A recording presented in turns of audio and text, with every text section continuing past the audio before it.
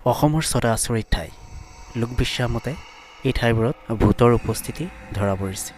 যিবিলাক শুনিলে আপোনাৰ গাৰ নোম শিয়ৰি উঠিব তেন্তে বলক আজিৰ ভিডিঅ'টো আৰম্ভ কৰোঁ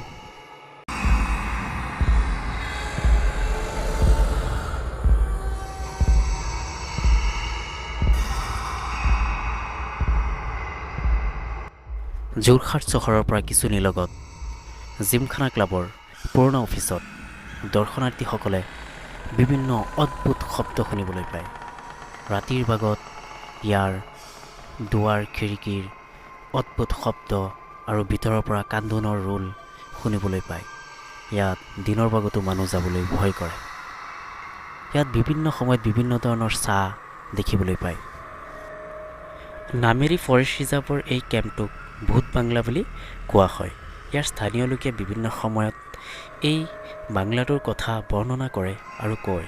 ইয়াত ৰাতি হ'লে কোনো এক মহিলাৰ কান্দোন আৰু হাঁহিৰ শব্দ শুনা যায় আৰু ইয়াৰ গছ-গছনিবোৰে বিভিন্ন সময়ত অদ্ভুত আচৰণ কৰি থাকে আৰু অদ্ভুত ভয়ানক শব্দ কৰি থাকে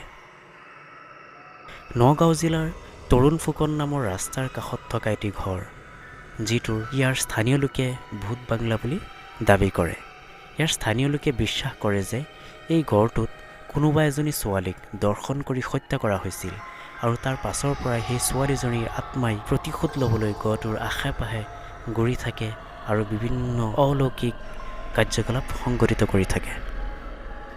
পুৰণিগুদামৰ মৰিগাঁও নামৰ ঠাইত ১৮২০ চনত হোৱা অসমীয়া বাৰ্মীৰ যুদ্ধৰ সময়ত বাৰ্মী সেনাই অসমীয়া লোকৰ ওপৰত বহুত অত্যাচাৰ কৰিছিল ইয়াৰ স্থানীয় লোকক গছত বান্ধি আগুন লগাই জীৱনতে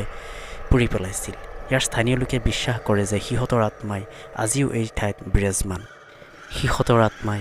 এই গছৰ ওচৰে পাজৰে বিভিন্ন অলৌকিক ঘটনা সংঘটিত কৰি থাকে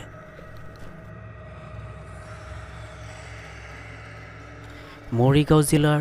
মায়ঙত আজিও ক'লা যাদুৰ অনুশীলন চলে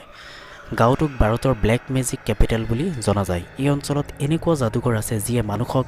জীৱ জন্তুলৈ ৰূপান্তৰিত কৰিব পাৰে সেইবাবে এই অঞ্চলত মানুহ যাবলৈ আজিও ভয় কৰে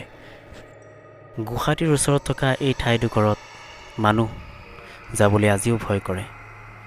মানুহে বিশ্বাস কৰে যে এই ঠাইত এজনী দুষ্ট ডাইনী আছে যিয়ে কিছুমান অলৌকিক ঘটনা সংঘটিত কৰি থাকে